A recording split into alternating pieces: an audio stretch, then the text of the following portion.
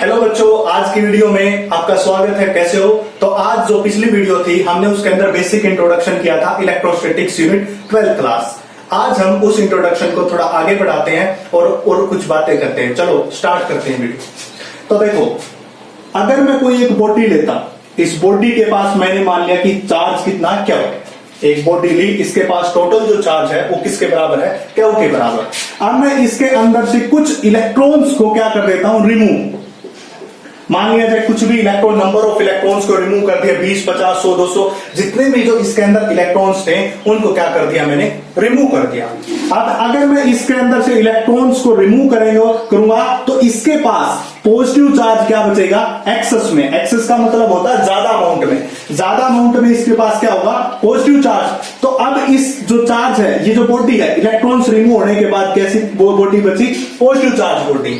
तो क्या होता है कि क्वेश्चंस जो एग्जाम्स में या जनरल क्वेश्चन या कॉम्पिटिटिव एग्जाम में ऐसे क्वेश्चन पूछे जाते हैं, अगर मैं किसी बॉडी में से, अगर मैं कोई भी बॉडी ली, उस बॉडी में से इलेक्ट्रॉन्स को रिमूव कर देता हूं तो उस बॉडी के पास कैसा चार्ज बचता। तो हम बता सकते हैं कि जब इलेक्ट्रॉन्स रिमूव हो जाते हैं तो उसके पास एक्सेस में क्या होता है, पॉजिटिव चार्ज। अगर एक्सेस में पॉजिटिव चार्ज होगा तो उस बॉडी के पास कैसा बॉडी कैसी हो जाएगी, पॉजिटिव चार्ज बॉडी हो जाएगी। इसी प्रकार जैसे हमने इलेक्ट्रॉन्स को रिमूव किया है, वैसे ही हम अगर किसी बॉडी के अंदर, ये बॉडी है जिसके पास चार्ज क्या हुआ है, अब इलेक्ट्रॉन्स को मैं क्या कर रहा हूं, ऐड कर रहा हूं। इसके अंदर से क्या कर दिया, इलेक्ट्रॉन्स को ऐड। जब बाहर से हम इलेक्ट्रॉन्स को ऐड करते हैं तो इसके पास अब क्या हो जाएंगे, एक्सेस में इलेक्ट्रॉन्स हो जाएंगे। पहले वाले केस में एक्सेस में कौन था, पॉजिटिव चार्ज था। अब वाले केस में एक्सेस में कौन हो जाएगा, इलेक्ट्रॉन्स हो जाएंगे। तो ये बॉडी कैसी हो जाएगी, नेगेटिव चार्ज बॉडी। तो अगर कोई क्वेश्चन पूछे इलेक्ट्रॉन्स को रिमूव करके उस बॉडी के ऊपर कैसा चार्ज रहता है, तो पॉजिटिव चार्ज। अगर इलेक्ट्रॉन्स को ऐड कर दें फिर उस बॉडी के ऊपर कैसा चार्ज आता है, नेगेटिव चार्ज आता है। ये कुछ जनरल बातें हैं, आपको पता होनी चाहिए। इसके बाद जो हम नेक्स्ट केस की बात करते हैं वो बात करते हैं मेथड ऑफ चार्जिंग। अब हमने बात की चार्ज क्या होता है, उसके बाद हमने ये बेसिक बातें जानी। अब हम बात करेंगे कि मेथड ऑफ चार्जिंग। और मेथड ऑफ चार्जिंग क्या होते हैं, 3 टाइप के मेथड होते हैं चार्जिंग के। सबसे पहला जो चार्जिंग होता है रबिंग। तो हम यहां पे लिख देते हैं मेथड ऑफ चार्जिंग, कि हम किसी बॉडी को कैसे चार्ज कर सकते हैं। तो इसके हमने क्या किए, 3 मेथड होते हैं, ये 3 मेथड। सबसे पहला मेथड क्या होता है, रबिंग। दूसरा मेथड जो होता है इंडक्शन, और तीसरा मेथड होता है कंडक्शन। 3 मेथड अब बात करेंगे, रबिंग के बारे में, इंडक्शन के बारे में, कंडक्शन के बारे में। तो इससे पहले, डिस्कस करने से पहले मैं थोड़ी बात आपको बता देता हूं कि जो बॉडी होती है, कोई भी बॉडी जो होती है वो क्या होती है, न्यूट्रल होती है। स्टार्टिंग में अगर किसी बॉडी की बात करें तो उसके पास कोई चार्ज नहीं होता, वो बॉडी केवल कैसी होती है, न्यूट्रल होती है। क्योंकि उसके पास जितने इलेक्ट्रॉन्स होते हैं उतने उसके पास क्या होते हैं, प्रोटॉन्स होते हैं। दोनों एक दूसरे को क्या कर देते हैं, न्यूट्रलाइज कर देते हैं। बट अगर मैं उसके अंदर से उस बॉडी को डिस्टर्ब करूं, डिस्टर्ब कैसे कर सकते हैं, उसको रबिंग करूं। अगर मैं किन्हीं भी 2 चीज को रबिंग करता हूं तो जब वो रब होती है तो एक दूसरे के ऊपर क्या होता है, चार्ज अपीयर होता है। अब रब करने से चार्ज अपीयर कैसे होता है, रब करने से एक बॉडी अपने कुछ पार्ट ऑफ इलेक्ट्रॉन्स को दूसरी बॉडी को क्या कर देती है, ट्रांसफर कर देती है। जैसे कि मैं अपने हाथ को रब कर रहा हूं तो एक हाथ दूसरे को क्या कर रहा है, अपने इलेक्ट्रॉन ट्रांसफर कर रहा है। जिससे इलेक्ट्रॉन जाएंगे, उसके पास इलेक्ट्रॉन की कमी अभी बताया था, वो कैसा हो जाएगा, पॉजिटिव चार्ज। और जिसके पास इलेक्ट्रॉन जाएंगे उसके पास ज्यादा इलेक्ट्रॉन हो जाएंगे तो वो कैसा हो जाएगा, नेगेटिव चार्ज हो जाएगा। तो रबिंग के अंदर क्या होता है, कैसे चार्ज जनरेट होता है। सबसे पहले अगर मैं किन्हीं 2 बॉडी को रब करता हूं तो उसके एक बॉडी के इलेक्ट्रॉन दूसरी बॉडी में ट्रांसफर हो जाते हैं। जैसे कि मैं यहां पे इसको और इसको क्या कर रहा हूं, रब कर रहा हूं। मान लिया जाए ये हमारे पास क्या हो जाएगा, ये हमारे पास है सिल्क क्लॉथ, और ये हमारे पास है ग्लास रोड। जब मैं इस सिल्क क्लॉथ को ग्लास रोड के साथ रब करता हूं, मान लिया जाए ग्लास रोड है, मेरा हाथ ग्लास रोड का काम कर रहा है, ये क्लॉथ है, मैं इसको रब करता हूं। जब मैं इसको रब करूंगा तो इस सिल्क क्लॉथ के ऊपर कैसा चार्ज आता है, पॉजिटिव चार्ज। इसके ऊपर नेगेटिव चार्ज आता है। ऐसा क्यों होता है, इसके ऊपर पॉजिटिव चार्ज क्यों, इसके ऊपर नेगेटिव क्यों, क्योंकि जो ग्लास रोड के ऊपर कैसा आएगा, पॉजिटिव चार्ज, और सिल्क क्लॉथ के ऊपर कैसा आएगा, नेगेटिव चार्ज आएगा। मैं उल्टा बोल गया था, सॉरी। ग्लास रोड के ऊपर पॉजिटिव चार्ज, सिल्क क्लॉथ के ऊपर नेगेटिव चार्ज। ऐसा क्यों होता है, क्योंकि इससे कुछ इलेक्ट्रॉन्स निकल के इससे कुछ इलेक्ट्रॉन्स निकलेंगे और किसमें जाएंगे, इस बॉडी में जाएंगे। अगर इससे इलेक्ट्रॉन निकल रहे हैं तो ये बॉडी क्या हो जाएगी, पॉजिटिव चार्ज। इसमें इलेक्ट्रॉन ऐड हो रहे हैं तो ये क्या हो जाएगी, नेगेटिव चार्ज। तो मैंने जब वीडियो स्टार्ट की थी तभी बताया था, जब किसी बॉडी में से इलेक्ट्रॉन निकलते हैं तो वो बॉडी पॉजिटिव चार्ज हो जाती है। अगर किसी बॉडी में से इलेक्ट्रॉन ऐड होते हैं तो वो कैसी हो जाती है, वो नेगेटिव चार्ज बॉडी हो जाती है। ऐसा क्यों होता है, क्यों इलेक्ट्रॉन निकलते हैं, क्यों रबिंग के कारण ये सब होता है? क्योंकि अगर मैं अपने दोनों हाथ को रब करता हूं, अगर मैं इसको ऐसे लगाऊं तो मेरे जो दोनों हाथों के बीच कॉन्टैक्ट एरिया वो क्या है, कम। अगर मैं इनको रब करना शुरू कर दूं तो मेरे दोनों हाथों के बीच में रब करने के कारण, एक दूसरे के ऊपर घिसने के कारण कॉन्टैक्ट एरिया क्या हो जाता है, इंक्रीज हो जाता है, जिसके कारण एक बॉडी के इलेक्ट्रॉन दूसरी बॉडी में क्या हो जाते हैं, ट्रांसफर हो जाते हैं। तो ग्लास रोड के ऊपर पॉजिटिव चार्ज आता है, सिल्क क्लॉथ के ऊपर नेगेटिव चार्ज आता है। तो जो पॉजिटिव चार्ज है ग्लास रोड क्यों आया, क्योंकि इससे इलेक्ट्रॉन निकल के किसमें चले गए, सिल्क क्लॉथ में, इसलिए पॉजिटिव चार्ज, और ये क्या हो जाएगा, नेगेटिव चार्ज हो जाएगा। तो ये क्या होता है, मेथड ऑफ रबिंग। अब जो हमारा दूसरा मेथड है उसको हम क्या कहते हैं, इंडक्शन कहते हैं। तो अब हम नेक्स्ट पार्ट की बात करते हैं, और नेक्स्ट पार्ट में हम किसकी बात करेंगे, इंडक्शन की बात करेंगे। तो सबसे पहले हमने पार्ट में रबिंग देख लिया, एक के ऊपर पॉजिटिव दूसरे के ऊपर नेगेटिव चार्ज आता है। अब हम बात करते हैं इंडक्शन। अब इंडक्शन का एक मेथड ऑफ चार्जिंग है, यानी कि किसी बॉडी के ऊपर चार्ज अपीयर किया जा सकता, बनाया जा सकता है। यहाँ पे तो हम एक दूसरे को रब करते थे, बट इंडक्शन में हम रब नहीं करते विदाउट फिजिकल कॉन्टैक्ट। किन्हीं दो बॉडी को किसी भी फिजिकल कॉन्टैक्ट किए बिना, एक दूसरे को टच किए बिना चार्ज प्रोड्यूस करना, उसको हम क्या कहते हैं, इंडक्शन कहते हैं। तो इंडक्शन में क्या होता है, किन्हीं दो बॉडी हैं, उनके ऊपर हमने चार्ज को इंड्यूस करना है, बट वहां पे क्या करना, हमने एक दोनों को फिजिकल कॉन्टैक्ट नहीं करना। तो इंडक्शन मेथड को देख लेते हैं क्या होता है। देखो इंडक्शन, देखो इंडक्शन में मान लिया जाए ये एक बॉडी है, ये बॉडी है, ये बॉडी हमने क्या मान ली, न्यूट्रल बॉडी है। ये ए बॉडी मान ली जो कि कैसी है, न्यूट्रल। इसके ऊपर ना पॉजिटिव चार्ज है और ना क्या है, नेगेटिव चार्ज है। तो ये था पहला स्टेप। सेकंड स्टेप में हम क्या करते हैं, एक दूसरी बॉडी लेके आते हैं जो कि एक चार्ज बॉडी है। ये न्यूट्रल बॉडी थी, इसके ऊपर कोई चार्ज नहीं था, हमने ये क्या ले ली, दूसरी बॉडी ले ली बी, ए बॉडी बी, जो कि क्या है, चार्ज बॉडी है। ये कैसी चार्ज बॉडी है, पॉजिटिव चार्ज बॉडी। तो ये पहले जो हमने ली थी न्यूट्रल है, जिसके ऊपर कोई चार्ज नहीं। इसके बाद हमने दूसरी बॉडी ली जो क्या है, ये बी बॉडी ली जो क्या है, पॉजिटिव चार्ज बॉडी है। अब देखो मैंने इन दोनों के बीच में कोई कांटेक्ट नहीं बनाया, मतलब ये मेथड कैसा, इंडक्शन का, कोई फिजिकल कांटेक्ट नहीं होना चाहिए दोनों के बीच के अंदर। तो क्या करेगा, ये पॉजिटिव चार्ज है, मैंने अभी भी बताया, जो कोई बॉडी न्यूट्रल होती है उसके अंदर इक्वल नंबर ऑफ इलेक्ट्रॉन्स भी होते हैं और प्रोटॉन्स भी होते हैं, जिसके कारण क्या हो जाती है, न्यूट्रल हो जाती है। तो क्या करेंगे, ये पॉजिटिव चार्ज अपनी तरफ इस बॉडी के इलेक्ट्रॉन्स को क्या कर लेंगे, खींच लेंगे। जब इलेक्ट्रॉन को खींचेंगे तो जो इसकी सिचुएशन है वो कैसी हो जाएगी, कुछ इस तरह की इसके पास सिचुएशन हो जाएगी। यहां पे नेगेटिव चार्ज और यहां पे क्या हो जाएगी, पॉजिटिव चार्ज। और ये क्या है, बी बॉडी ए बॉडी, इसके ऊपर हमने पहले ही बताया पॉजिटिव चार्ज है। अब मैं क्या करता हूं, इस पॉइंट को क्या कर देता हूं, अर्थ कर देता हूं। पॉइंट को अर्थ करने का मतलब क्या है, मैंने इसको अर्थ कर दिया ऐसे। अर्थ करने के बाद ये सारा पॉजिटिव चार्ज किस में चला जाएगा, अर्थ में चला जाएगा। और अर्थ में गया तो ये नेक्स्ट सिचुएशन कैसी हो जाएगी, कुछ ऐसी हो जाएगी।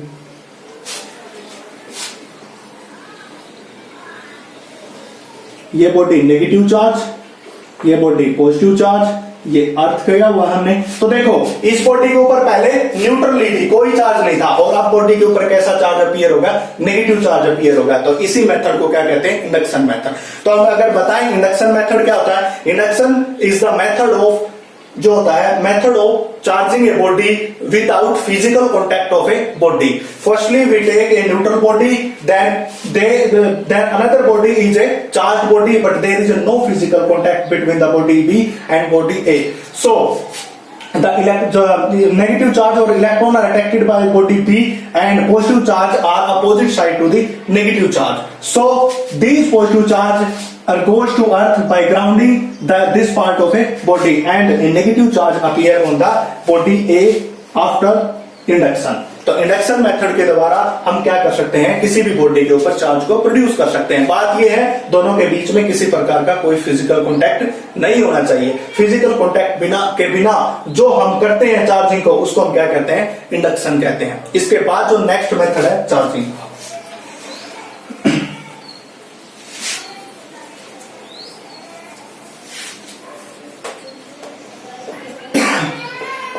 वो हो जाएगा कंडक्शन। जब हम बात करते हैं किसी कंडक्शन मेथड की, जब हम कंडक्शन मेथड के अंदर आते हैं, कंडक्शन मेथड की बात करते हैं, तो कंडक्शन में क्या होता है, इस कंडक्शन मेथड के अंदर दो बॉडी के बीच क्या होता है, फिजिकल कॉन्टैक्ट नेसेसरी होता है। If we need या if we want to charge a body with the help of a conduction method, then there is a necessary of physical contact or a physical contact is necessary between the two bodies। तो हम कह सकते हैं अगर किन्हीं भी दो body को हम चार्ज करना चाहते हैं किस मेथड के द्वारा, कंडक्शन मेथड के द्वारा, तो दोनों बॉडीज को हमें क्या करना पड़ेगा, फिजिकल कॉन्टैक्ट में लेके आना पड़ेगा। मान लिया जाए एक बॉडी ये हो जाएगी और दूसरी बॉडी क्या है, ये बॉडी। इस बॉडी के ऊपर पहले पॉजिटिव चार्ज है, ऐसा मत समझना पॉजिटिव है, इसके पास नेगेटिव चार्ज भी होता है, हो सकता है मैंने यहाँ पे पॉजिटिव चार्ज लिया। अब मैं इस बॉडी को किसी वायर से क्या कर देता हूं, कनेक्ट, यानी कि ये किसी वायर से कनेक्ट कर दिया और दोनों के बीच कैसा हो जाएगा, फिजिकल कॉन्टैक्ट। तो इसके सिचुएशन क्या होगी, इसका कुछ चार्ज का पार्ट, इस बॉडी के कुछ चार्ज का पार्ट क्या हो जाएगा, इस बॉडी में ट्रांसफर हो जाएगा यहाँ पे। तो क्या हुआ, जब हम दोनों के बीच में फिजिकल कांटेक्ट किया तो इस बॉडी का कुछ जो पार्ट है वो इसके अंदर क्या होगा, ट्रांसफर। तो इसको क्या कहते हैं, चार्जिंग बाय कंडक्शन। तो हमने तीन मेथड पढ़े, रबिंग में एक दूसरे को क्या करते हैं, रब करते हैं, तो एक बॉडी का इलेक्ट्रॉन दूसरी बॉडी में ट्रांसफर हो जाते हैं, एक के ऊपर नेगेटिव दूसरे के ऊपर पॉजिटिव आता है। दूसरा इंडक्शन, किन्हीं भी बॉडी या किस बॉडी, न्यूट्रल बॉडी में चार्ज को क्या किया जा सकता है, इंड्यूस, किसके द्वारा, विदाउट फिजिकल कॉन्टैक्ट के द्वारा, उसको हम क्या कहते हैं, इंडक्शन। और कंडक्शन में किन्हीं दो बॉडी को फिजिकल कॉन्टैक्ट में लेके आके और उन दोनों के अंदर क्या कर सकते हैं, हम चार्ज को इंट्रोड्यूस कर सकते हैं, प्रोड्यूस कर सकते हैं, इसी को हम क्या कहते हैं, मेथड ऑफ चार्जिंग। अब यहाँ पे क्या होता है कि यहाँ पे जो एक बेसिक बात है जो हमें समझनी चाहिए, सबसे जो बड़ा इंपॉर्टेंट यहाँ पे बात, देखो हमने रबिंग पढ़ा, इंडक्शन पढ़ा, वो इतना इंपॉर्टेंट बात नहीं बताता, वो इतनी उसकी जो फिजिकल सिग्निफिकेंस, आज तक आप फिजिक्स पढ़ते आए हो, मैंने पढ़ा दिया कि कंडक्शन क्या होता है, अच्छी बात आपको समझ आ गया। जब किन्हीं दो बॉडी को हम फिजिकल कॉन्टैक्ट में लेके आते हैं तो एक बॉडी का चार्ज दूसरी बॉडी में ट्रांसफर हो जाता है, इससे क्या होता है, दूसरी बॉडी चार्ज हो जाती है। बट इसका फिजिकल सिग्निफिकेंस क्या होता है, इसका हम यूज कहां पे करें, हमने कर तो लिया ये बात, फिर हम इसका यूज कहां पे करते हैं फिजिक्स में, वो मैं आज आपको बताता हूं कि कैसे करते हैं। बड़े ध्यान से सुनना, आपने पहले कभी पता नहीं किया होगा, आप पहले पढ़ चुके होंगे, तो ये क्या चीज होती है, इसका फिजिकल सिग्निफिकेंस क्या होता है। देखिए क्या होता है, मैं बताता हूं। इसका फिजिकल सिग्निफिकेंस क्या होता है कि एक चार्ज जो है, एक प्रॉपर्टी है जो मैं भूल गया था चार्ज की बताने को, आज बता देता हूं। चार्ज की एक प्रॉपर्टी होती है कि चार्ज एडिटिव नेचर का होता है। Nature of charge is additive.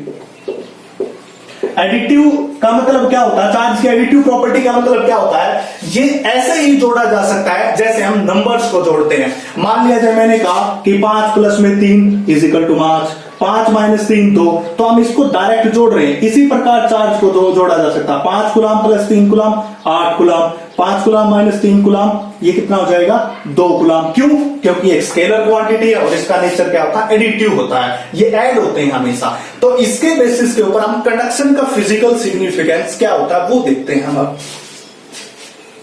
देखो कंडक्शन, अब कोई आपसे क्या होता है कि कई बार कॉम्पिटिटिव एग्जाम में ऐसा क्वेश्चन, या बोर्ड में भी, सीबीएसई बोर्ड में या हरियाणा बोर्ड में पूछे गए ऐसे क्वेश्चन पूछे जाते हैं जो हाइड क्वेश्चन होते हैं, ऐसे एक एक दो दो नंबर के, आपको पता नहीं होता, उसके बाद आपके मार्क्स करते हैं। तो देखिए क्या होता है कि क्या कुछ है, कोई मैं कहेगा कि मेरे पास एक बॉडी है, कहेगा मेरे पास एक बॉडी है जिसकी रेडियस 10 सेंटीमीटर है और इसके पास जो चार्ज है वो है 10 कूलम। मैं एक दूसरी बॉडी लेके आता हूं जिसकी रेडियस भी 10 सेंटीमीटर है।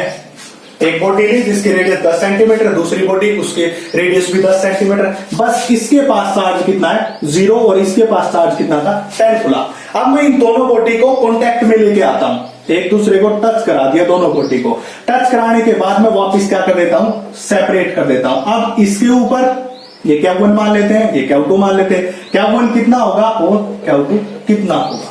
क्या किया मैंने, सबसे पहले दो बॉडी ली, एक बॉडी के ऊपर 10 कूलम जिसको Q1 मान लिया, दूसरी के ऊपर Q2 0, कोई चार्ज नहीं है, दोनों को पास में लेके आया, फिर वापस सेपरेट कर दिया। अब पूछेगा इस Q1 के ऊपर कितना चार्ज है और Q2 के ऊपर कितना चार्ज है। तो हमेशा याद रखना कि जब कोई भी दो बॉडी जिनकी रेडियस सेम है, ये भी 10 कूलम, ये भी 10 कूलम, दोनों की बॉडी की रेडियस क्या है, सेम है, जब कोई ऐसी बॉडी को कॉन्टैक्ट में लेके आके और दूर करते हैं तो दोनों के पास क्या होता है, इक्वल चार्ज हो जाता है, दोनों के पास इक्वल चार्ज चला जाता है। तो 10 कूलम था, ये 5 कूलम इसको दे देगा, तो 5 कूलम इसके पास हो जाएगा, 5 कूलम इसके पास हो जाएगा, मतलब ये भी 5 कूलम, ये भी 5 कूलम के बराबर हो जाएगा। तो हम कह सकते हैं अगर कोई दो बॉडी को कॉन्टैक्ट में लेके आते हैं और उन दोनों को दूर कर दिया और दोनों की रेडियस सेम है, तो हमारे पास क्या हो जाएगा, इक्वल चार्ज क्या हो जाएगा, शेयरिंग हो जाएगा। ये क्या होता है, फिजिकल सिग्निफिकेंस होता कंडक्शन का। तो इसके बाद हम नेक्स्ट टॉपिक की तरफ बढ़ते हैं और नेक्स्ट टॉपिक में आज हम पढ़ेंगे कूलॉम्स लॉ।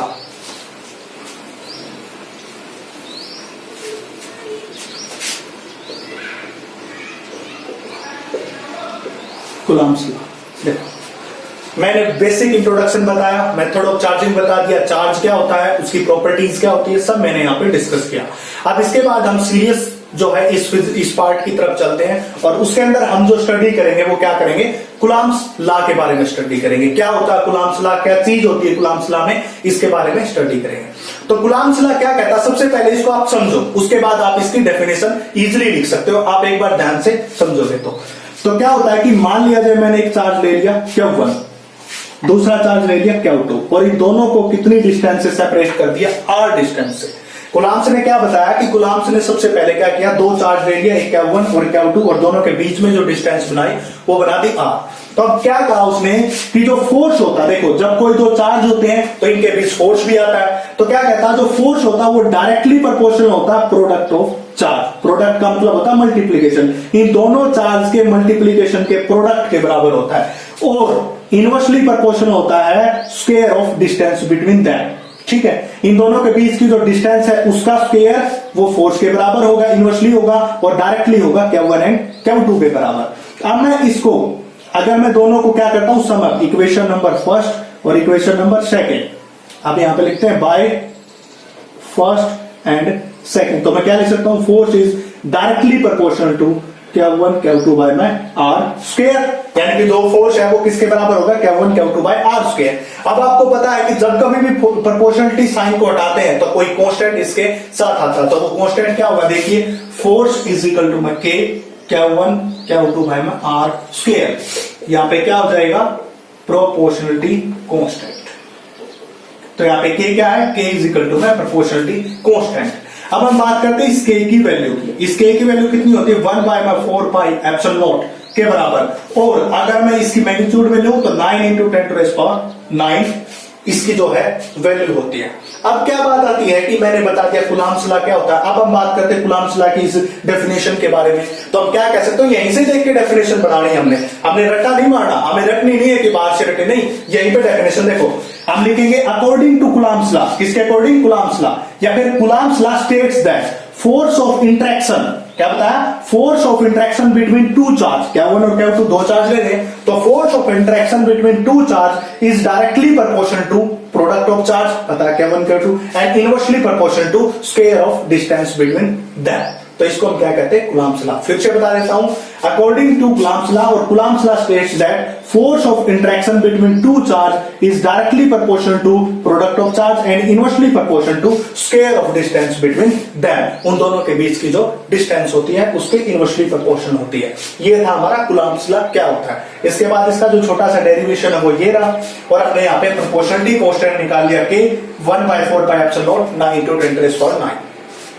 अब इससे आगे क्या होता है, इससे और कुछ चीजें होती हैं। देखो हमने K की वैल्यू तो बात कर ली, हम K के बारे में तो बात कर लिया। अब क्या होता है कि कई बार आपसे यहाँ पे क्या पूछा जाता है, खासकर CBSE बोर्ड में, हरियाणा बोर्ड में, इस K की यूनिट पूछ लेते हैं। इस K की यूनिट क्या होती है। अब मैं क्या कह रहा हूं, बच्चे क्या होते हैं कि याद करते हैं, बोर्ड में जाके भूल जाते हैं, पेपर में बैठते हैं, स्ट्रेस के कारण भूल जाते हैं, बट आपको भूलना नहीं है बच्चों। कैसे होगा मैं बताता हूं। देखिए हमने बताया कि फोर्स इज इक्वल टू में K Q1 Q2 बाय में R का स्क्वायर। अब हमें K की यूनिट निकालनी है तो हम क्या करेंगे, force R square Q1 Q2। अब हम क्या करेंगे, K, देखो फोर्स की यूनिट सबको पता है न्यूटन होती है, फोर्स की यूनिट न्यूटन होती है, और इसकी जो डिस्टेंस है इसकी यूनिट क्या होती है, मीटर, तो मीटर स्क्वायर। अब चार्ज की कूलॉम, दूसरे चार्ज की कूलॉम, तो क्या होगी, Newton metre square per coulomb square. तो ऐसे आप क्या बना सकते हो, यूनिट बना सकते हो। तो यहाँ पे क्या लिखेंगे, K is equal to 9 × 10⁹ newton metre square per coulomb square. ये क्या हो जाएगी, हमारी K हो जाएगी, और K क्या है यहाँ पे, प्रोपोर्शनलिटी कांस्टेंट है जब हम कूलॉम्स लॉ की बात करते हैं। अब इससे बिहाइंड हमने एक बात और बताई थी, K की वैल्यू कितनी होती है, 1/4 पाई एप्सिलॉन नॉट के बराबर। यहाँ पे एक क्वांटिटी और निकल के आती है, वो क्या, एप्सिलॉन नॉट। ये क्या चीज है भाई, एप्सिलॉन और एप्सिलॉन नॉट, ये क्या है, अब ये बताओ क्या। अब हम इसके डिस्कस करेंगे। देखो एप्सिलॉन नॉट क्या होता है, per metre permittivity of space. Permittivity of space क्या होता है, अगर आपको ऐसा साइन दिखे, अगर आपको ऐसा साइन दिखे और उसके साथ ये जीरो लगा हुआ तो वो किसके लिए होती है, स्पेस के लिए। बट आपको ऐसा साइन दिखे और ये जीरो ना हो तो वो क्या होती है, परमिटिविटी ऑफ मीडियम। मीडियम का मतलब क्या होगा, अब ये पता। स्पेस का मतलब क्या है, जब हमने दो चार्ज को किस में रखा, हवा में रखा, वैक्यूम में रखा, तो उसके अंदर एप्सिलॉन नोट आती है। अगर एप्सिलॉन ये जीरो ना हो तो उसको मीडियम की कहते हैं। किसी वाटर में, ग्लिसरीन में, ऑयल में, किसी में रख दो तब इसकी परमिटिविटी क्या होती है, एप्सिलॉन। नहीं तो इसकी स्पेस के लिए क्या होती है, एप्सिलॉन नोट के बराबर होती है। अब हम क्या करेंगे, ये परमिटिविटी होती है, ये क्या होती है, इसके बारे में डिस्कस करेंगे। तो परमिटिविटी देखो, तुम गाड़ियां देखी होंगी या कुछ भी देखी होंगी, वहां पे लिखा मिलता ऑल इंडिया परमिट, मतलब उस जो पर्टिकुलर जो है गाड़ी, उसको क्या है, पूरी इंडिया में घूमने का क्या मिला, परमिट मिला। इसलिए हम बात करते हैं permittivity of space. Permittivity of space का मतलब क्या होता है कि it is the ability of space, यानी कि क्या हुआ, देखो मैं समझाता हूं, थोड़ा सा इस पे ध्यान देना, आपको स्ट्रेस करना पड़ेगा, बट समझ में आ जाएगा, कोई बड़ी बात नहीं है। एब्सोल्यूट नो, मान लिया जाए ये स्पेस है, ये हमने कोई भी स्पेस मान लिया, ये स्पेस, और इसके अंदर से क्या पास हो रही है, ये इलेक्ट्रिक लाइंस ऑफ फोर्स, ये पास हो रही है electric lines of force. Electric lines of force इस स्पेस के अंदर से पास हो रही है। ये इस स्पेस के अंदर से इलेक्ट्रिक लाइंस ऑफ फोर्स कब पास होंगी, जब ये स्पेस इसको क्या करेगा, अलाउड करेगा, परमिट करेगा। मान लिया जाए आप किसी के घर जाते हो, घर जाने के बाद जिसका घर है वो आपको ये कहता कि आप अंदर आइए, आपको परमिशन देता, तभी आप अंदर जाते हैं। इस प्रकार क्या हुआ, वो उसकी परमिटिविटी है, वो अपने घर के अंदर आने देता या नहीं आने देता। उसी प्रकार क्या होता है, परमिटिविटी स्पेस की प्रॉपर्टी होती है, इस स्पेस की एबिलिटी, वो क्षमता इस स्पेस की कि इलेक्ट्रिक लाइंस ऑफ फोर्स को अपने अंदर से क्या होने दे, पास होने दे, उसको हम क्या कहते हैं, परमिटिविटी ऑफ स्पेस कहते हैं। तो परमिटिविटी ऑफ स्पेस क्या हुआ, permittivity of space is the ability of medium to permit और pass the electric lines of force to themselves. अपने अंदर से इलेक्ट्रिक लाइंस ऑफ फोर्स को पास होने की क्षमता को हम क्या कहते हैं, परमिटिविटी कहते हैं। तो परमिटिविटी को हम ऐसे डिफाइन कर सकते हैं। तो आज की वीडियो में बस इतना ही। मेरे चैनल को ज्यादा से ज्यादा सब्सक्राइब और शेयर कीजिए और आपको ऐसी ज्यादा से ज्यादा वीडियो मिलती रहेगी।